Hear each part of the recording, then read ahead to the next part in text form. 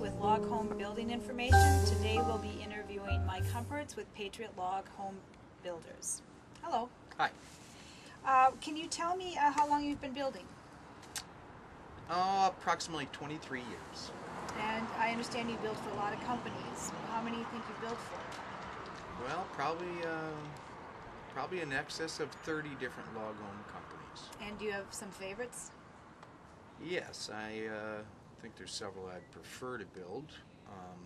Probably Hochstedler and Coons Brothers and Honest Abe. I understand you're building right now, and what log home company is that? Actually, I'm building for Hochstedler Milling right now. And what state are they out of? Loudonville, Ohio. And why do you prefer this company? Well, I kind of like their building technique, and I like the way the log home finishes out. It makes it nicer for the homeowner to be able to finish, and which makes it easier for me to have a happy customer. You know, it's a very nice quality and a nice procedure that they follow. In my research, I understood that there's something about a built-up roof system, or something about their roof system with the tongue and groove. Can you tell us a little bit about that? Well, yeah. There's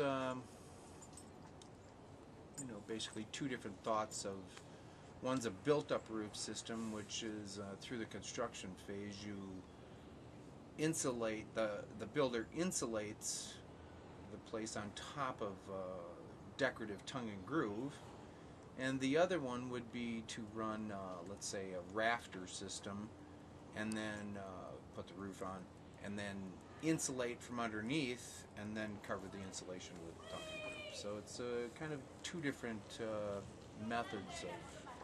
So for built up, you're putting the insulation on during the construction phase, and it's hid under a decorative on top of the. The insulation is on top of the tongue and groove. Now, I understand that you're offering a promotion right now. If someone has purchased a Hochstedler log home and they hire you for their services to build it? Right. I would probably I would give them a staining percentage off. Through the thing, I would give them. It basically gets a value of about $3,500. Let's say in an average 2,000 square foot house. So you're going to stain their house for free? Yes, I would stain it for free. And does the homeowner provide the stain, or? That would come basically with the Hochstedler plan. You get all their staining materials for that. So yeah, it comes with the package. Okay. So why should someone maybe choose you to build their log home over someone who's in the stick frame industry? Well, it's not that they couldn't build it, but they're probably not aware. Most stick framers are not aware of some of the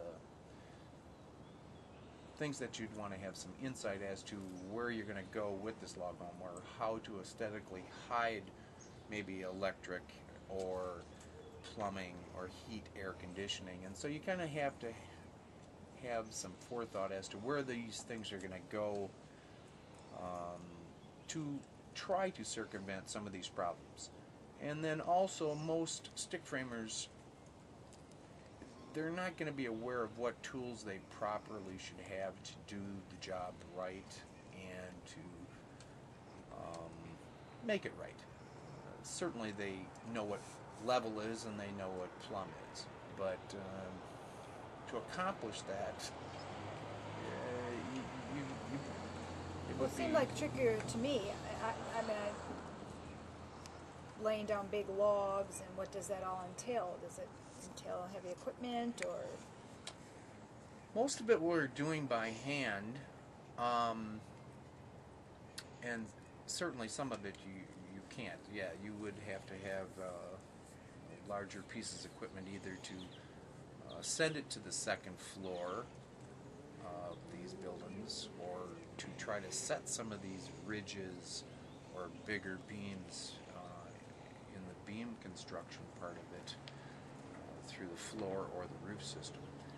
Yeah, you would prefer to have larger equipment to set it because it keeps it from getting scratched up and dragged through the mud or trying to get it to a second floor. So yeah, you really need to have some bigger equipment to set these things safely. Well, thank you. We'll be having another interview shortly. Since we can on YouTube only have about 10 minutes, we make these short and sweet, and we'll be talking with Mike Hompertz once again.